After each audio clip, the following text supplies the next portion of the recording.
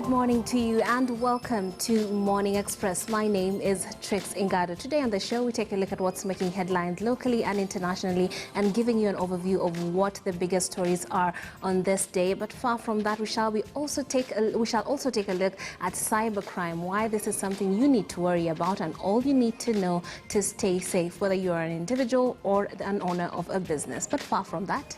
All right, still on the show, we are going to be focusing on COVID-19. We know has been a huge challenge for some of us, but can you imagine for those who possibly have not even had a meal or a possibility to get income, there is a festival that's coming up that's known as Jenga Jirani Festival. It's going to be a huge festival with 3 stages set up, and find out how you can show some love to your neighbor, and that's why it's dubbed Jenga Jirani. And also not just that, but we'll also be focusing on our neighboring country, Tanzania. They are into the elections and there have been, accusations and spates of violence that have been reported, and we'll be finding out how things are going on in Tanzania as they continue with their vote count. They voted yesterday in Zanzibar. They started day before yesterday, but we'll be getting into the nitty-gritties and finding out what to expect out of Tanzania. Will the bulldozer John Pombe Magufuli take a second term or not? That remains to be seen. That's all lined up right here for you on Morning Express. But as usual, we welcome you to participate. Yeah, wherever you're watching us from, whether it's at home or live streaming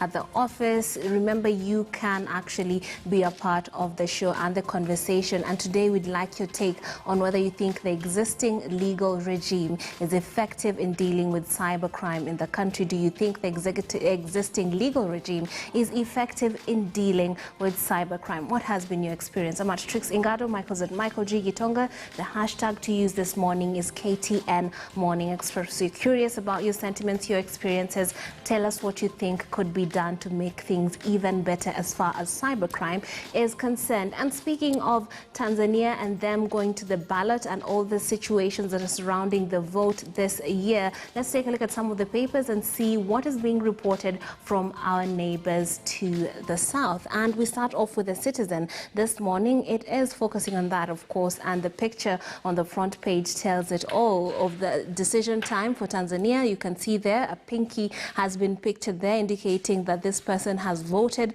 About 29 million Tanzanians are expected to cast their vote. That was yesterday, to elect the union president, MPs and councillors during the election that analysts project would be the most hard-fought contest between the ruling party candidates and those in the opposition. And there's more on the election period, the anxiety surrounding it. Some of the issues that have come up are being documented on this website. So take a look and see what you can learn about what's happening in neighboring Tanzania. And in Uganda, we have Bobi Wine, 8 others cleared for presidential nominations. The Electoral Commission says there is still room for candidates to fulfill nomination requirements. So in case they have not met them, but of course, Bobi Wine has been fighting hard to be a part of the country's democratic process and a ruler and part of the leadership of this country, promising to effect change that will actually factor in issues that affect the youth. And they're giving us a tally of COVID-19 cases. The positive cases in Kenya being tallied at 51,851.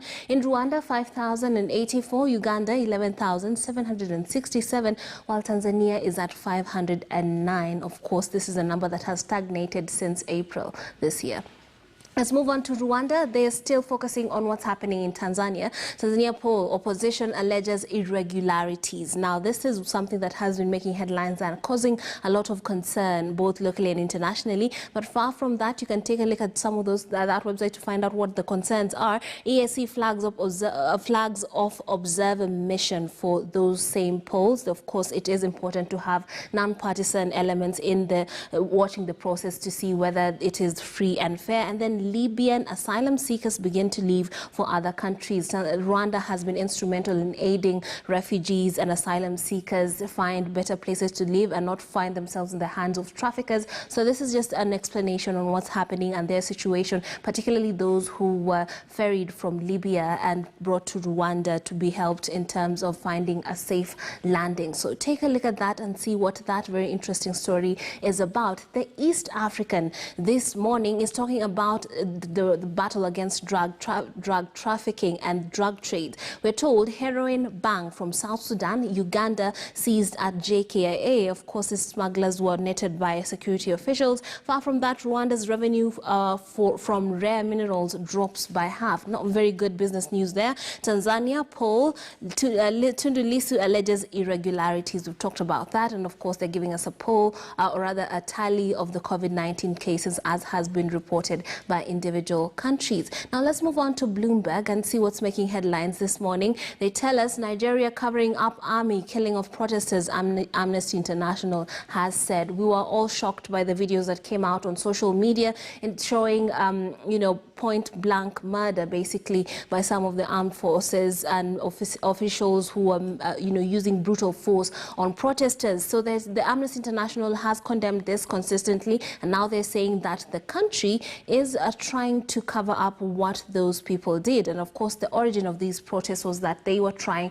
to put an end to police brutality and speak out against some of the very, very cruel means that the SARS police officers were using in fighting crime and in sometimes being the criminals themselves. So take a look at this and see what is being alleged as far as Nigeria is concerned. And the CNN predictably is dealing with the campaigns that are ongoing, and why Obama saved his harshest critics for Trump is one of the biggest stories. Trump's husband's remark sealed his fate with women, and of course you need to appeal to certain groups, and women are one of them, but he has not been polling very well when it comes to that demographic. And China is also here. As most countries struggle to plan weeks ahead, China just set its agenda for the next 15 years. Interesting there. Take a look at that analysis and get yourself informed. Speaking of China, we have China Daily right there, the last paper there, giving us an overview of what's happening in Asia. Diplomacy, US officials told to stop stirring trouble in Asia. Then we're told World Watch, settling in the UK may not be that attractive. Experts lured China's economic rebound, of course, after COVID-19. So that is a basically brief overview of what's making headlines internationally. But locally, I'm being joined by Bashir Suleiman, who's an advocate, to take a look at what's making headlines. Now, very interesting. Welcome to the show, Bashir. The headline, I think you have muted your mic. Good morning, Bashir.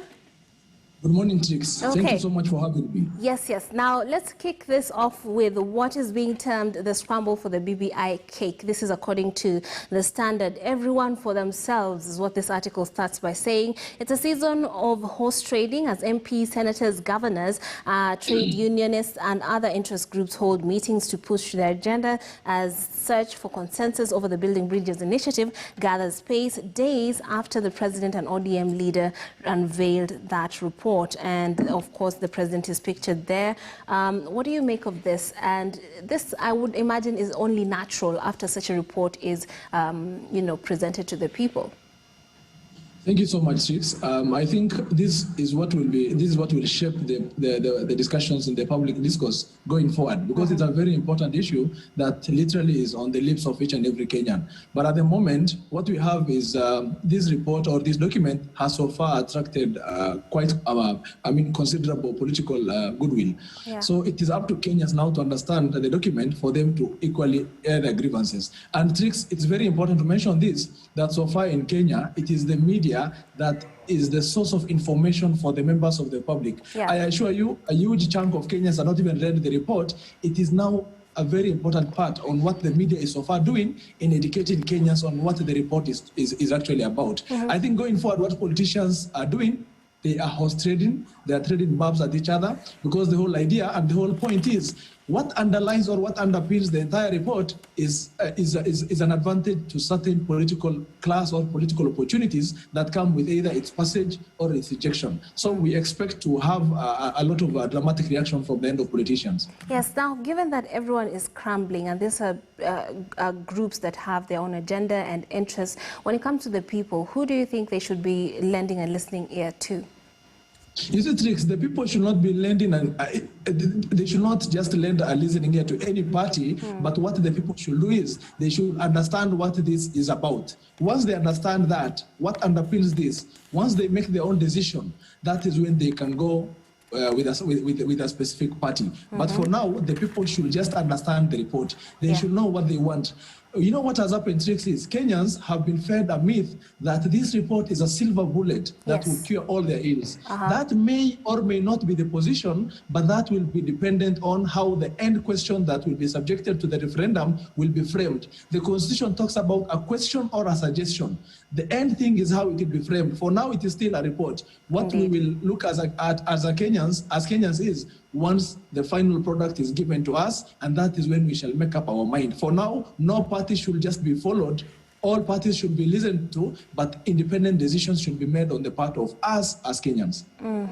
Now, still on that, we're told on page 4 that the referendum will cost 14 billion shillings. This is according to the IEBC. They are telling that to the members of parliaments in the country, and this article breaks it down. It says 19.6 million registered voters during the 2017 elections. You have 350,000 number of officials that will be needed for the election day, or rather to do that exercise, and 2 billion what Raila has said it would cost. So there's that disparity, because of course ODM leader has an interest in this and he feels it should not cost that much, but the IEBC has been quite adamant that this would be a very expensive affair.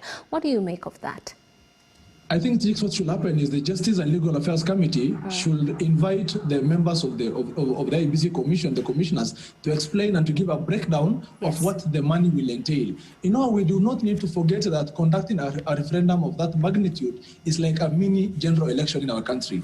I think the cost obviously will be humongous, but in our country, as Kenyans or public officers, as we are used to, according to the tradition, they normally find an opportunity to plunder economic resources. So I think what should happen is, for the sake of accountability, JLAC should invite the commissioners together with the Ministry of Treasury to see or to have a breakdown of what the amount of money, the 14 billion, will go into. I think actually the CEO yesterday, as he has put it, he said so far this is just an estimate. That means it might go above this.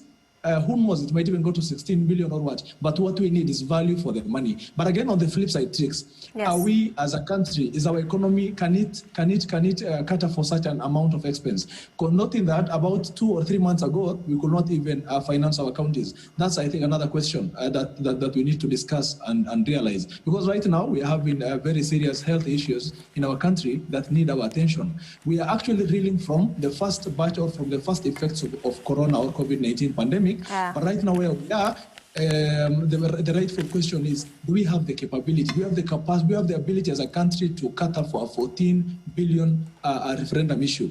It is a right, yes, it is enshrined in our constitution, it's a concept under the rule of law, but we need to do a balance. IEBC should give us a proper breakdown that will not just take advantage of Kenyans in this situation. Yeah. Now, you've brought up an issue that is actually encapsulated in an article on page 6 of the Standard this morning. Uhuru calls meeting as infections and deaths soar. So since the county responded, the country, reopened, we have had a number of deaths that when you break it down, it's ultimately 8 deaths per day. According to this article, the extraordinary session has been convened in light of the resurgence of COVID-19 infections across the country, as exhibited by the fact that Kenya recorded its highest number of COVID-19 monthly fatalities in October 2020. What do you make of this? You see, Tricks, it is very clear to us that the second round of the COVID-19 attack that it's having in Kenya is quite worse, or it's actually getting worse by the day. So far, about 7 counties have been closed, or they are said to have stalled down the scale down the operations. You see, when you look at Germany and France, the kind of announcements that they were making, Angela Merkel will be closing down certain parts of the economy and the operations of our country, not in the resurgence of this pandemic. We are not different. Those are countries with better healthcare that are taking such a step. Our country, where we are right now, we have poor healthcare. We are having the counties either stalling operations or even closing down entirely. especially noting that the first effects that we have had out of this corona pandemic is that about 1.7 million Kenyans are said to have lost their jobs. And these 1.7 million, around 85% are youth. Now, we are not doing anything about bettering the situation, but things are getting worse. It is because of not being serious at all. We have behaved in a way that we have moved on, or we have totally recovered from this pandemic. Where we are right now is the head of state should have a meeting with the Council of Governors in a view to maybe review the issues that are there, not just to impose some containment measures at all, but to give us a preparatory mechanism. You see, when you scale down an operation of a county, let's say you close down a county assembly, that mama who runs a kibanda just opposite the county assembly ordinarily relies on the members of the county assembly or the staff who will be feeding there. That is how she makes her own economy. What I mean to say is the lower economy, or the economy that survives beneath the operations of those arms of these counties, be it the county assembly or the executive, on their day-to-day running, will affect the daily livelihood of hundreds of Kenyans. What we need to do is the politicians should be the first ones to follow the rules and regulations that were put in place. Let them give us an example. You see where we are right now. We are at a point whereby our parents have paid school fees. Yes. The little had. There is a contemplated theory that schools might again be closed down. Now, does that mean, or doesn't that point to the fact that we have not been considerate of what we were doing in the first place in reopening our schools? Should we close down our schools? Should we first focus on maybe stopping the politicians who are making a mockery out of the rules and regulations and the effects of the COVID-19 pandemic? You see, Trix, may I also mention this, that, every day, because I practice law, I go to the courts. The PSV operators, I normally see them being charged in the city court, a driver, a matatu tout, for flouting the COVID-19 rules and regulations. You know why? It's because at times they're said to have carried beyond the ordinary or the required number of passengers in their cars, in the matatu.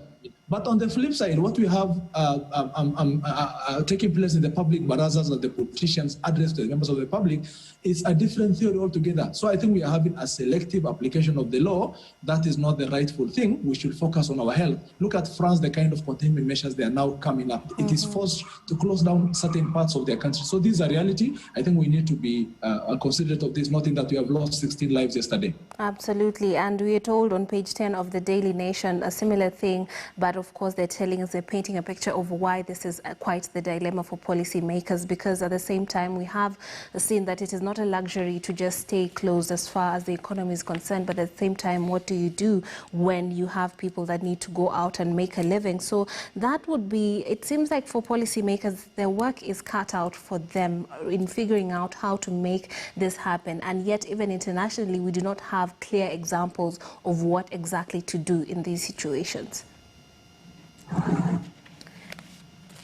Okay, now let's shift gears to something that you did mention about schools. Schools won't close again. This is on page 7 of the Standard. We're told Education PS says they have evidence that learners are safer in school and they are contemplating opening it for the rest of the students. But at the same time, this article on page 7 tells us, of the Standard tells us about 35 schools that have far reported COVID-19 cases. We have 17 learners affected since the schools reopened. 32 teachers have also tested positive for coronavirus, and non-teaching staff, 4 of them affected since schools were reopened for grade 4 and standard 8 and Form 4 teachers. So when you look at the numbers, what the PS is saying seems to be contrasting with what the tally is saying. What do you make of this, and how should we go forward in your view, given that we lost a teacher to coronavirus in Mombasa?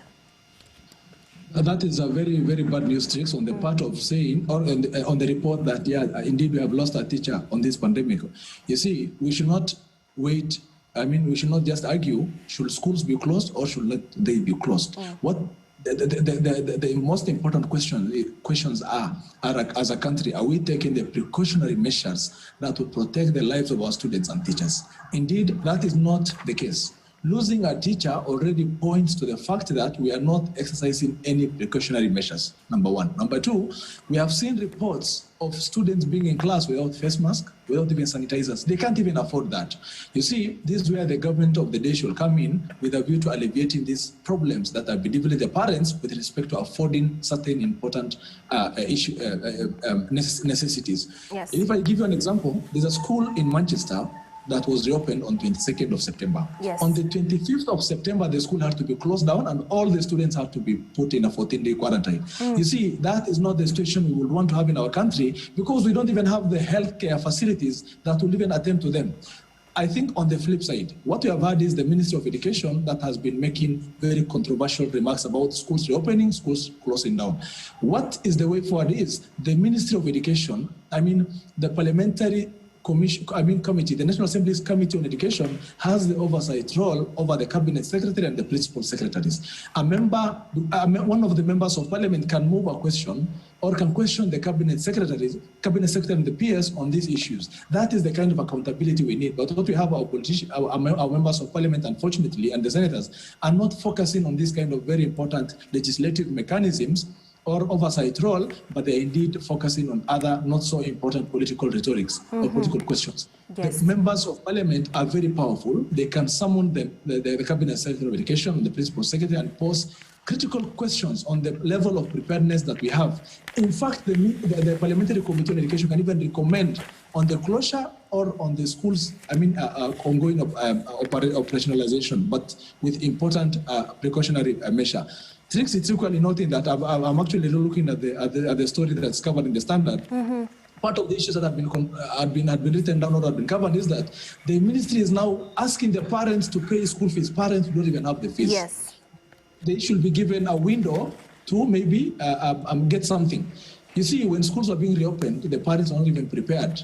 I think the Cabinet Secretary gives about a 7-day notice for schools to be reopened, noting that he had fixed the examinations to be undertaken either in March or in April. This is where we go wrong, and this is where we require or we request the Parliamentary Committee on Education to come in and pose the important questions to these public officers. Yes, that is very true. And when you look at the back page of the, I think this is the Daily Nation, you can get an overview of that story that Bashir has just talked about. Teachers are told, parents are being told to finish paying off school fees because the schools are struggling. But obviously, the parents themselves are struggling given what 2020 has been like and COVID-19 not being, easy on the economy and revenue streams. Now, I'd like to draw your attention to another story. It's both in the Standard and the Daily Nation, but the Daily Nation is leading with this, and this is ranked Kenyans pick top governor. It says the performance of county chiefs and their popularity